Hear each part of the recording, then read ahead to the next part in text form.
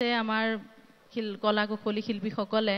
মই মানে কি কম মোৰ শব্দই নাই আৰু এটো এটা অদ্ভুত কথা যে অসমৰ ইমানখিনি সিঙ্গাৰ মিউজিশিয়ানস সব একেলগে একেটা প্লেটফৰ্মত এদিন গুট খাইছে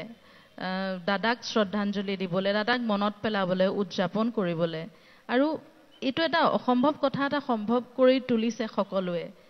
দেখি ইমান ভাল লাগিছে মানে এটো খসা যে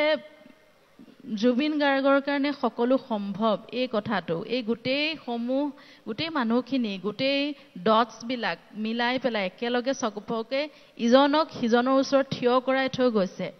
দাদাই আৰু এটো বৰ ডাঙৰ কথা আমি তেনেকে থাকিব লাগিব আসলতে আমি ইজনে হিজনৰ লগত থিয় হৈ এনেকে আগবাঢ়ি যাব লাগিব তেতিয়াহে মানে আমাক আৰু ভালকে চিনি পাব আৰু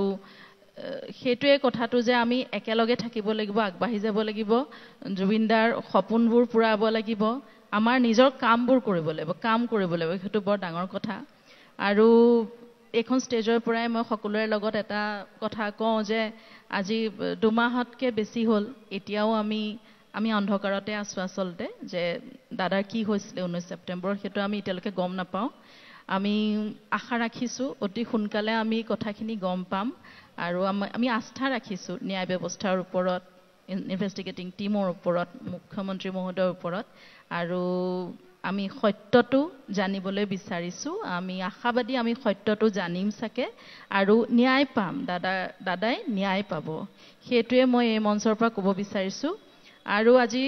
মোৰ সৰু ছোৱালীজনীয়ে গান গায় দাদাই বহুত চেষ্টা কৰিছিলে গান গোৱাবলে মানে হি ভাল পায় তাই গান গালে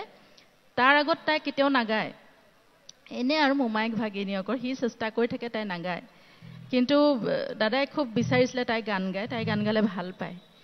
তাই হেকাৰণে আজি ইয়াত গান এটা গাব গান মামাই ভাল পায় কাৰণে গাব ভুল হ'ব হয়তো আপোনালোকে বৰ দুখ সুখ নধৰিব আৰু সৰু ছোৱালী বুলি উৎসাহিত কৰিব অকমান ধন্যবাদ আৰু গোটেই শিল্পী কলা কুশলী আমাৰ গোটেই ইয়াত যিমানখিনি অৰ্গানাইজাৰ্ছ সকলোৱে ইমান নিজৰ ফালৰ পৰা কৰিছে সকলোকে মই বহুত ধন্যবাদ জনাইছো থ্যাংক ইউ